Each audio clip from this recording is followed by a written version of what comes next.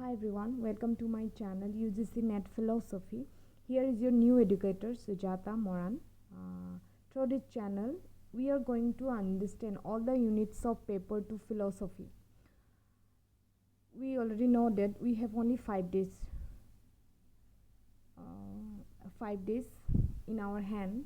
So within 5 days, we are going to solve PYQs from 2018 to 2025.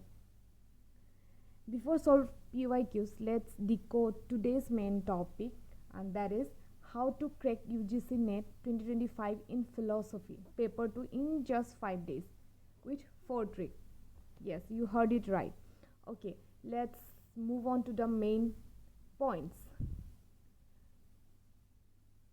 Point number 1, concept clear of all the units. All units. When I say all units, it means जो आप लोग को जो 10 unit है उनका concept को आपको जानना बहुत ज़रूरी है. आगे मैं इस टॉपिक के ऊपर इस पॉइंट के ऊपर और भी एक्सप्लेन दूंगी और भी ट्रिक बताऊंगी. So let's move on to the next point, that is unit wise PIQs. अगर आपका फॉर मान लीजिए कि आपका इंडियन फिलोसफी हो गया. इंडियन फिलोसफी का फर्स्ट क्या है? वेद एंड उपनिषद. वेद उपनिषद पढ़ने के बाद उसका PYQs unit wise point wise उसका PYQs को कीजिए, ट्राई कीजिए सब सॉल्व करने की. और उसके बाद है एथेइज्म फिलोसफी राइट. इनको पढ़ने के बाद उन यूनिट का एक PYQs बना लीजिए या मैं आगे जाके भी इसके ऊपर वीडियो देंगे, तो डोंट वरी अबाउट इट. तो यूनिट वाइज PYQs करना बहुत ही ज़रूरत है. Not only solve the PYQs right, try to solve unit wise PYQs. Okay, समझ में आ गया होगा. Okay, let's move on to the next point, that is solve PYQs from 2018 to 2019. After solving the unit wise PYQs, try to solve PIQs 2018 to 2019.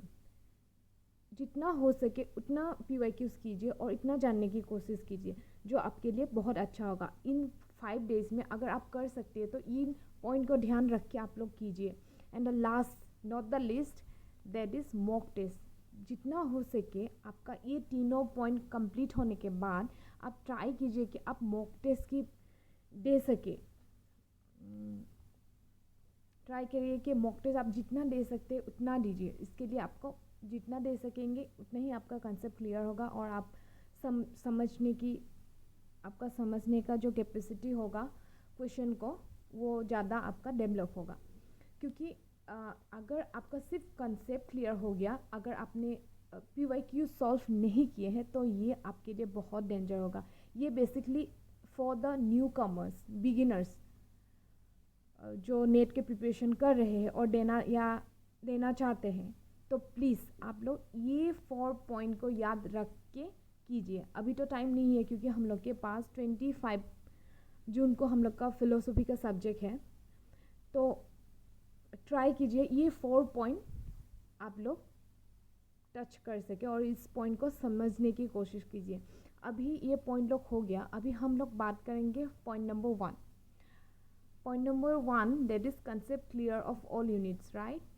ये के लिए मैं अभी हम लोग का सिलेबस के ऊपर जाएंगे कि क्या क्या यूनिट. आपको सब यूनिट को नहीं पढ़ना है. आपका सब यूनिट क्लियर नहीं होने से भी होगा. कोई यूनिट है बहुत इंपॉर्टेंट, कोई यूनिट है इतना इंपॉर्टेंट नहीं है. तो आपको जानना पड़ेगा कि कौन सा यूनिट आपके लिए ज़्यादा अच्छा होगा. ओके, अगर आप लोग को अभी तक समझ नहीं आ रहा है तो प्लीज़ कमेंट बॉक्स में बोलिए कि आपको क्या क्या समझ आया, क्या क्या नहीं. और आपको कुछ भी क्वेरी होगा तो क्वेश्चंस होगा, प्लीज़ कमेंट बॉक्स में बताइए. ओके, ये है हम लोग का फिलोसफी का सिलेबस राइट. अभी इसमें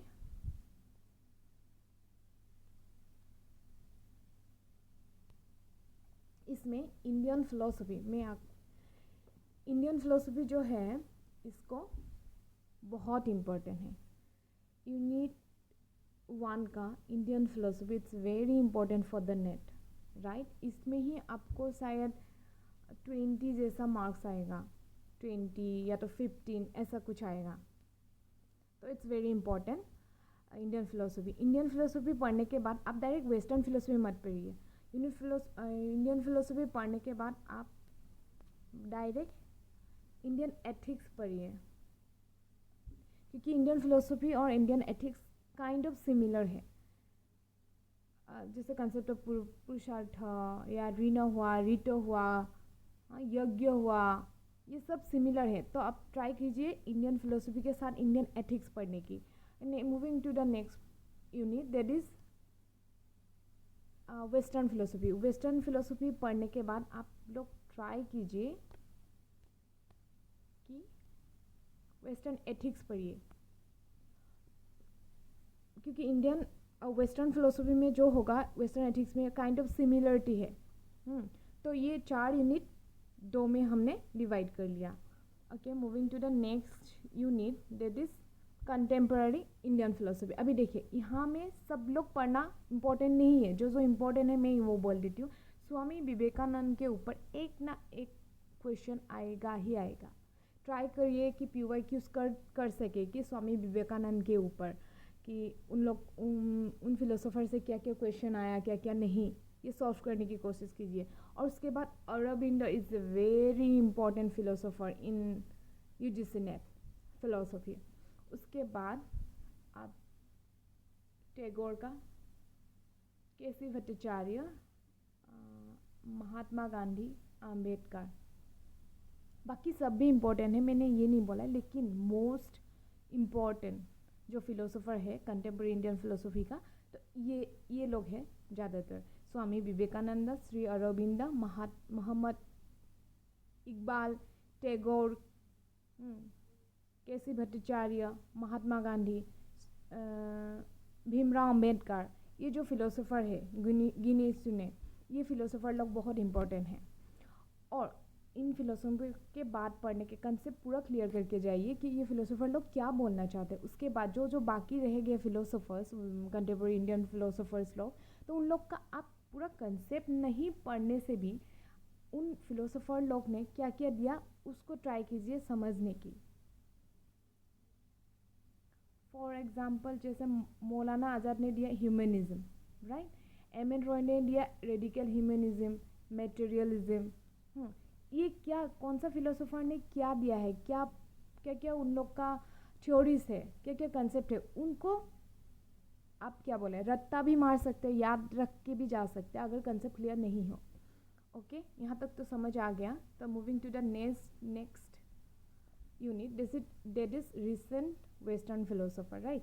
यहाँ पे अगर इम्पोर्टेंट के बारे में बोले तो Frege is a very important. Logical positivism आप जितना हो सके उतना देख के जाए, that is also very important. Moore is a very important philosopher. Russell, Wittgenstein का जितना जितना पॉइंट है, जितना पढ़ के जा सकते इतना आपके लिए अच्छा होगा। उसके बाद PYQs कीजिए। ओके, उसके बाद अनदर इम्पॉर्टेंट इमानुएल लेविनास भी इम्पॉर्टेंट है। प्रैग्मेटिज्म पढ़ के जाइए, क्या है कंसेप्ट, क्या है, किसने क्या दिया है। बाकी आप लोग को ये जो फिलोसोफर्स है उन लोग का जो कंसेप्ट है मैंने जो अभी दे दिया है आप लोग को, these are the very important concept of philosopher, western philosopher. और बाकी का जो फिलोसोफर जैसे एजे आयर, क्वाइन, एसबी, उन लोग ने क्या क्या दिया है। फॉर एग्जांपल एजे आयर ने दिया द प्रॉब्लम ऑफ नॉलेज। इसको ये जो है ये कंसेप्ट नहीं, ये पॉइंट को आप याद रख के जाइए कि एजे आयर ने क्या दिया, प्रॉब्लम ऑफ नॉलेज। हाँ, ओके। फॉर एग्जांपल हेडेगार ने क्या दिया, being, man as being in the world, right. ये जो लिखा है उसका जो टॉपिक लोग है वो भी बाय हार्ट करके जाने से भी आपका अच्छा होगा। ओके, यहाँ तक तो समझ आ गया। Next move on to the next unit, that is social and political philosophy Indian. यहाँ पे ज़्यादातर अगर इम्पोर्टेंट के बारे में बोले तो कौटिल्य का जो है पूरा यूनिट का जो कंसेप्ट लोग हैं उन लोग को ज़्यादातर करके जाइए। Kautilya is very important from the unit number 7। बाकी आप देख सकते हैं, लेकिन हाँ, सबको कंसेप्ट को यहाँ क्लियर तो होके जाना ही है, लेकिन फिर भी कौटिल्य को आप अच्छा से ध्यान से देख के जाइए और उसका PYQs कीजिए. Okay, next moving to the next unit, that is unit number 8, social and political philosophy western. यहाँ पे आपका प्लेटो इम्पॉर्टेंट, लॉक इम्पॉर्टेंट, उसके बाद मार्क्सिज्म इम्पॉर्टेंट, उसके बाद फेमिनिज्म इम्पॉर्टेंट. यूनिट 8 का अगर बोलूँ तो 4 मेन इम्पॉर्टेंट पॉइंट्स हैं, टॉपिक्स हैं. ओके, इन लोग को अच्छा से देख के जाइए, उन लोग का PIQs करके जाइए, तो ये ज़्यादा आपके लिए अच्छा होगा. Okay, moving to the next unit, that is unit number 9, logic. अभी देखिए इधर में कौन सा इम्पोर्टेंट क्या नहीं मैं नहीं बोल सकती, क्योंकि ये सारा यूनिट ही बहुत इम्पोर्टेंट, और यहाँ से 10 या 12 मार्क्स तो आपको इजीली आएंगे, आप लिख के लीजिए. और लॉजिक को पढ़ने के लिए भी बहुत लोग को इंडियन लॉजिक समझ में नहीं आते हैं, हेक्टाभास को समझ में नहीं आते, उसके लिए भी मैं अलग से वीडियो बनाऊंगी, अगर आप बनाऊंगी आगे जाके. तो जिसका जिसका प्रॉब्लम होता है इंडियन लॉजिक को समझना, हेक्टाभास को समझना, उनके लिए भी अलग से एक वीडियो बनाएंगे, क्योंकि कभी कभी कॉन्सेप्ट नहीं समझ में आने से भी आप कुछ ट्रिक करके चीज़ों को समझ सकते हैं, राइट. ओके,